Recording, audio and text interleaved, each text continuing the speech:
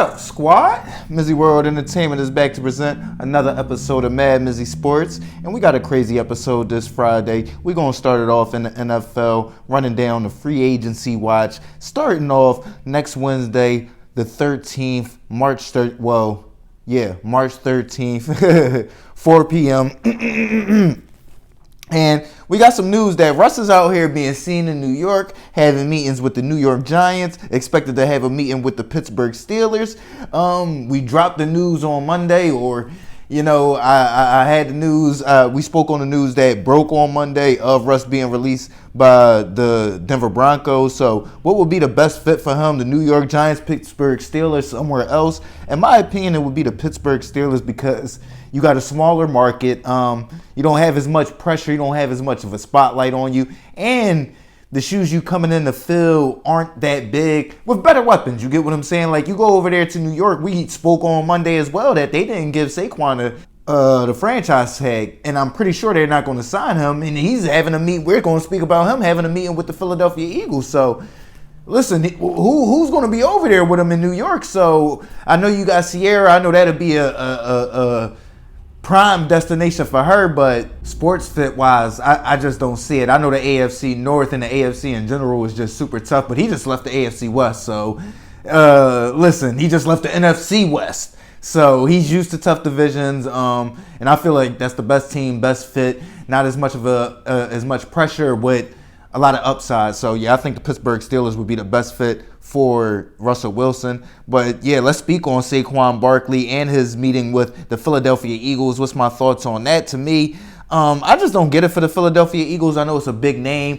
To me, it's like I feel like they might be reaching and stretching because they feel like they missed out on going after Jonathan Taylor last year. And then you lose to, or you see Christian McCaffrey had a year that he had, and they're probably thinking to themselves, a back like Saquon Barkley or a dual threat back that you can get his ball in the hands out the backfield, hand it off to him, and he could explode from anywhere. He could take their offense to the next level. But listen, y'all have that. DeAndre Swift was good last year.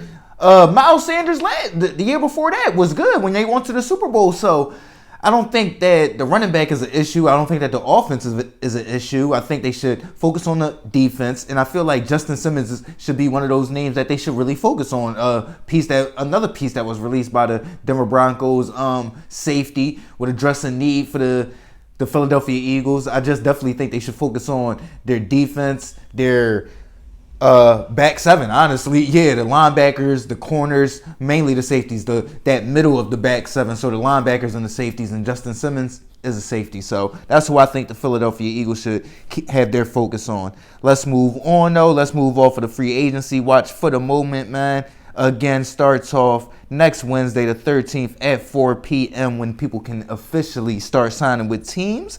Let's get over to the Aaron Rodgers update with the New York Jets. He says he's feeling good, feeling healthy, and he says he wants to play for another 2, 3, 4 years. My reaction to that is just another 4 seasons for Aaron Rodgers. To me, I couldn't see that.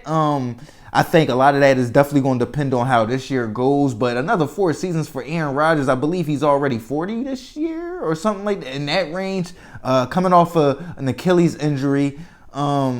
The previous year before that, he didn't play his best ball. I just don't see him, especially if next year doesn't go well, him just dragging out another 4 years. You get what I'm saying? That's why I see he started at 2, 3, 4. We'll see how it goes. Things can happen. Stuff can get unfortunate and all that. But another 4 seasons, I see that being a little bit far-fetched. I wouldn't bet on that. I wouldn't bet on that if I was a New York Jets fan. You dig what I'm saying? Listen, y'all was 3 plays in with my guy this year, so don't be looking for 4 seasons. You feel me?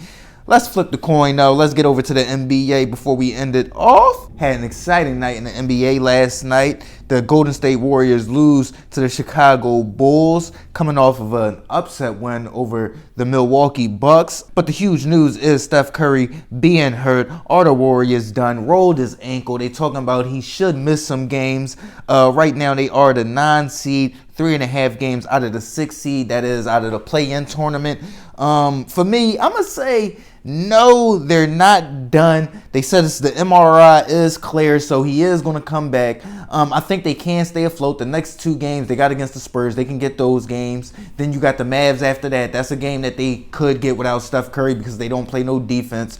But it's going to be tough. It's going to be tough sledding in that Western Conference, but I'm not gonna say they absolutely done right now. It's just they gonna need Andrew Wiggins to step up to another level.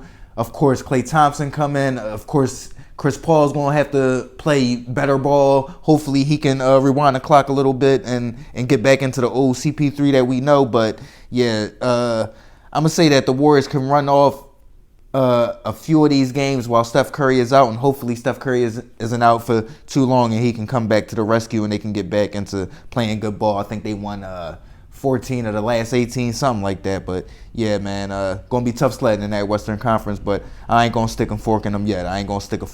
They already proved me wrong so far this year. You get what I'm saying? Let's get over to the other game. Anthony Edwards, man. If y'all haven't seen the block, then you don't watch sports, baby. You know what I'm saying? I don't even know why you watching this. You feel what I'm saying? But yeah, Anthony Edwards last night, just an amazing performance. Offensively, saved the game with a defensive block.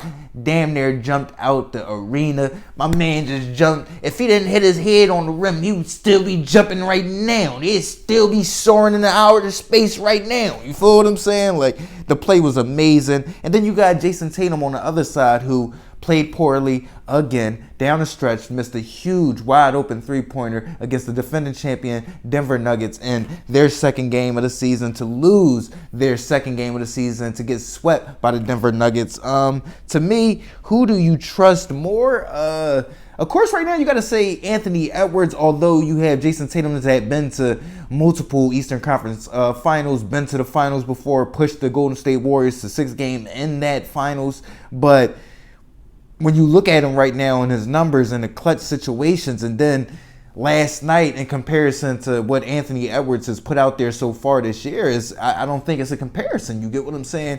And I think that right now the message that Anthony Edwards is sending to the league and to NBA fans is that he's going to snatch that crown as the face of the NBA once, like, the LeBron, Steph, KD, and them are officially gone. It's going to be hard to not look at him as the guy. You get what I'm saying? So it'll be definitely interesting to see how he performs in the playoffs. They've been real close in the playoffs when they play. Like, when they lose.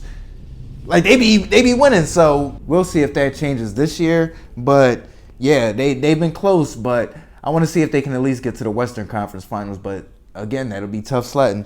Let's look at Jokic, another huge performance in that win against the Boston Celtics that I mentioned earlier. 32 points, 11 assists, 12 rebounds. Is he a lock for the MVP? I'm not going to say he's a lock just yet, since we got 20 games still left and a lot of basketball to play. I just mentioned how Anthony Edwards is playing out of his mind. You got Giannis, that's right there. SGA is playing amazing so far this NBA season. You never know what can happen. But right now, I definitely think he's leading the pack. I think he's pulling away from the pack a little bit. And I think he's getting close to locking it up. I mean, if he keeps on this pace for the next 2 weeks, it's probably going to be locked up.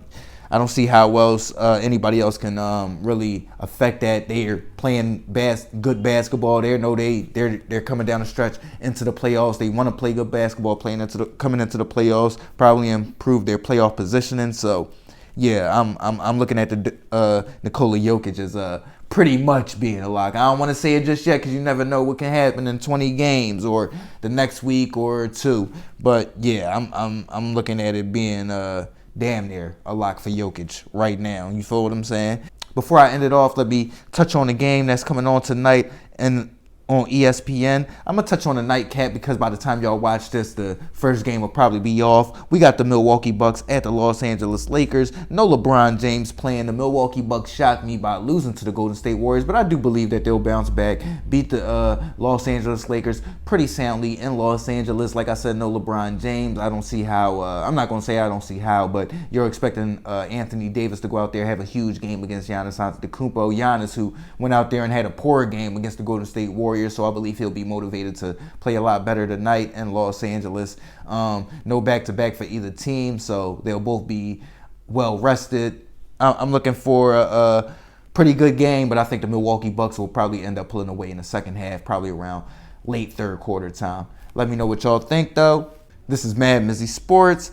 Friday episode, free agency watch. Free agency starts next Wednesday, the 13th, 4 p.m. Russ meeting with the New York Giants and the Pittsburgh Steelers. Where will Russ best fit at, being as though he is officially out as the Denver Broncos quarterback? Saquon Barkley with the Philadelphia Eagles. What's your thoughts on that? Philadelphia Eagles fans, talk to me. Philly, talk to me. Aaron Rodgers update. Plans on playing another 2, 3, 4 seasons. How long do y'all see Aaron Rodgers playing? I say probably another 2 tops, regardless of how this year goes. Steph Curry hurt, rolled his ankle. Are the Warriors done? Said he'll miss some games. We not sure just yet. MRI clear, so it's nothing serious, but are the Warriors done? Anthony Edwards, amazing performance last night.